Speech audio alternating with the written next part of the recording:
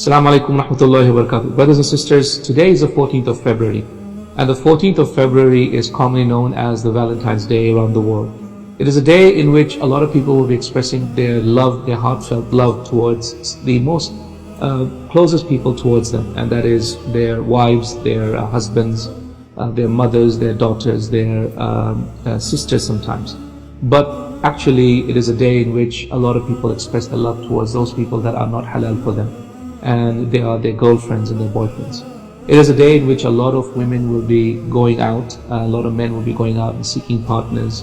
Those that don't have partners will seek to find partners on this day. There will be a lot of dating, a lot of haram will take place, and of course at night a lot of zina will take place.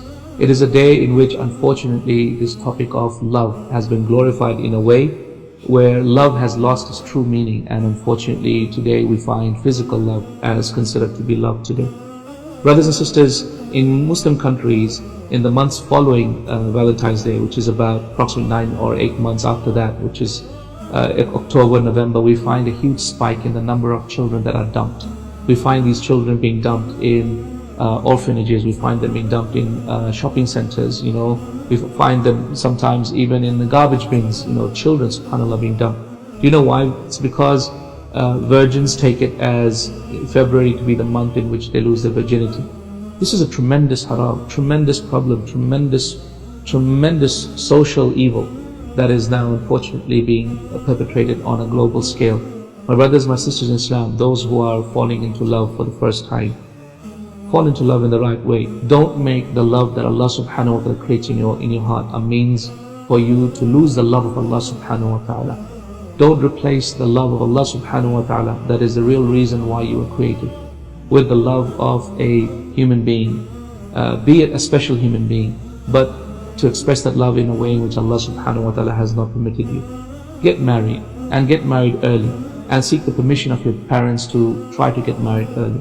And even if you don't have enough wealth, then Allah subhanahu wa ta'ala will give you wealth. My brothers in Islam, zina is a very evil deed. It is that a person who is not related to another one legally and not bound by marriage, that they actually sleep together and they procreate, and in a way in which Allah subhanahu wa ta'ala has not allowed. The Prophet ﷺ told us that zina is a terrible crime. Ibn Qayyim rahimahullah mentions so many problems with a person who commits zina. Number one, a person who commits zina, adultery, betrays the trust that Allah has given him. He betrays the trust of his family, he betrays the trust of his wife, of his children. He breaks the ties of kingship.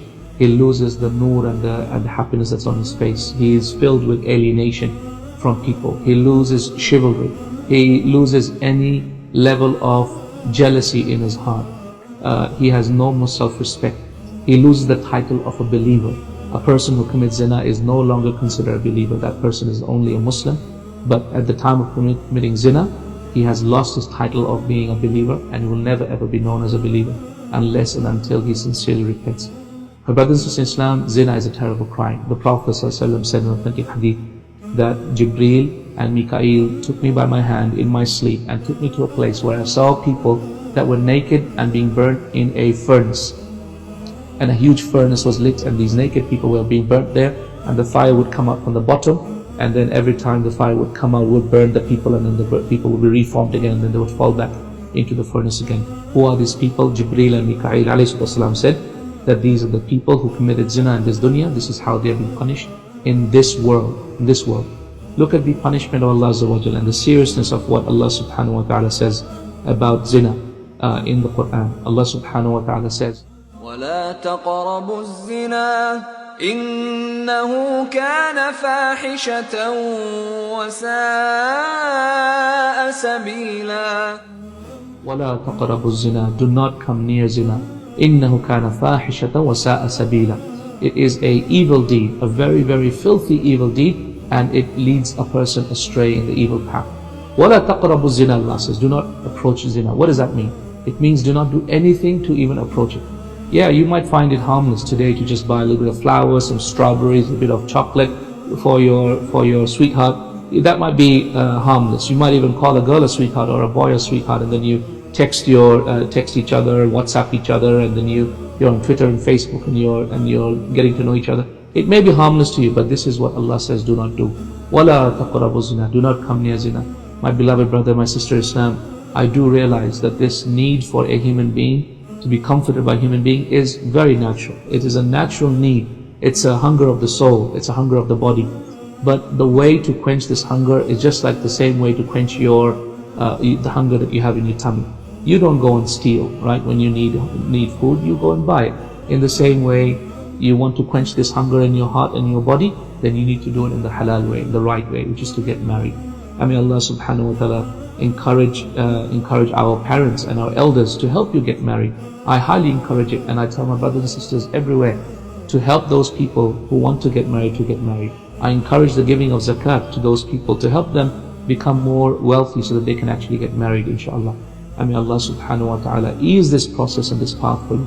Don't worry about what people say, oh, you're getting married so early, you're only 20s and whatever.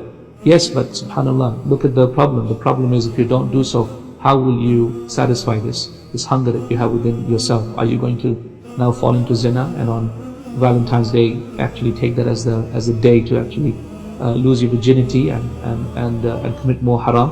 Please don't make this a day of sin. Don't make this a day of coming further away from Allah Azza wa Jalla, removing that love of Allah in the heart and replacing it with love for shaitan, love for evil, love for someone else. Ya ikhwati, my brothers, my sisters in Islam, stay away from zina, stay away from this haram.